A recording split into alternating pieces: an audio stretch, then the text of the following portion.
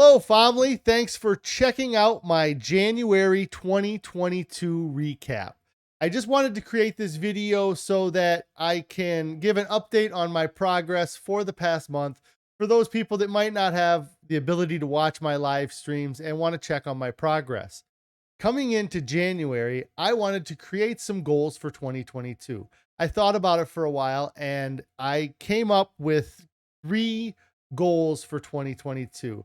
The first goal is to be more active. The second is to create more content. And the third is to actually reach my goal weight by the end of this year so I can maintain that weight throughout 2023. I have been trying to work towards these 3 goals. The first one, to be more active, it's been a little bit difficult because this time of year it's tough to get outdoors. And that's really the focus of that goal for me, is to be outside and be outdoors more. But it's also a bit of a relative thing because before I started this diet, I was very inactive. And so there are a lot of things I do now that I would not have done 15 months ago, like stopping at a grocery store on the way home and going shopping, things at work that I would have let other people do versus now I'm more willing and able to get up and do those things myself. So I am more active without trying, but I really want to push, like I said, to be more active and to get outdoors. And this is really going to be a goal I work towards achieving more once the weather becomes nicer outside. The second goal that I created for 2022 is to create more content. That's what this video here is more content. So working towards my goal to create more content, I did release a couple videos in the past month. One of those videos was my history with weight loss. And if I can tag that, I'll try to tag that somewhere in the corner here. I also did do a intro video for my channel, which is a short 2-3 minute video, just kind of explaining what the channel is. That way, when people do come to my page on YouTube, they have some idea what I'm trying to create here or what I'm trying to do. Also, another video that I created was last week from my weigh-in. I did just the short clip from the weigh-in itself, which I think people really enjoyed, that being able to see that without having to watch the whole live stream and kind of get that quick update on my weight loss. My third goal for 2022 is to reach my goal weight by the end of this year so that I can maintain that weight loss in 2023. In order to reach my goal weight, I need to lose a little over 9 pounds each month. I started off this month with a weight of 332 pounds. That was coming off of a 2.4 pound weight loss, my final weigh in of 2021. On January 5th, I had my first weigh in Wednesday and I was 326.8 pounds. So that was another loss of 5.2 pounds that week. Going into the following week, I was still down another 2 pounds on January 12th. I weighed 324.8 pounds. Things that I felt like were building up in my diet that I needed to change. And so going into the following week, I made some changes with the food I was eating. I eliminated the avocado toast from my diet. I also eliminated the natural flavored waters and just went back to drinking straight regular water. So the weigh-in after our wedding anniversary, I did have a slight gain of, well, I guess slight, but I had a gain of 2.6 pounds, bringing my weight to 327.4.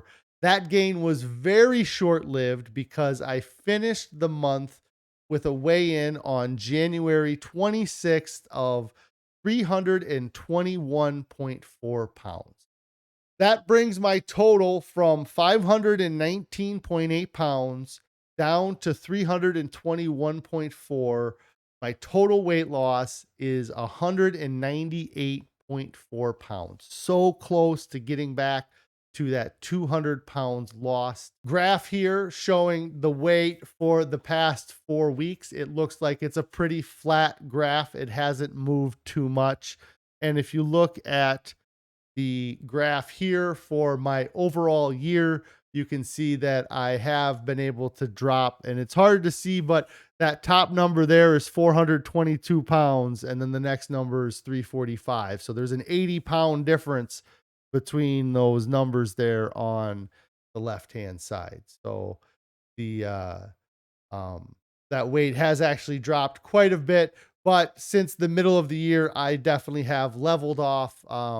If you guys have been following along, I did get injured and had to have my distal bicep tendon reattached, and I've been kind of fumbling along trying to find out what works for me diet wise. And what I found by doing my reset here at the middle of the month is that for me, the best thing that works is to stick to my whole food plant based diet with no added salt, oil, sugar. I've been able to recommit and I'm doing really well. I'm hoping that I'm able to hit that 200 pounds down very soon. The other big part of this overall challenge, not just the three kind of goals I set for 2022, but I also have my 300-pound weight loss goal to stick with this for 3 years.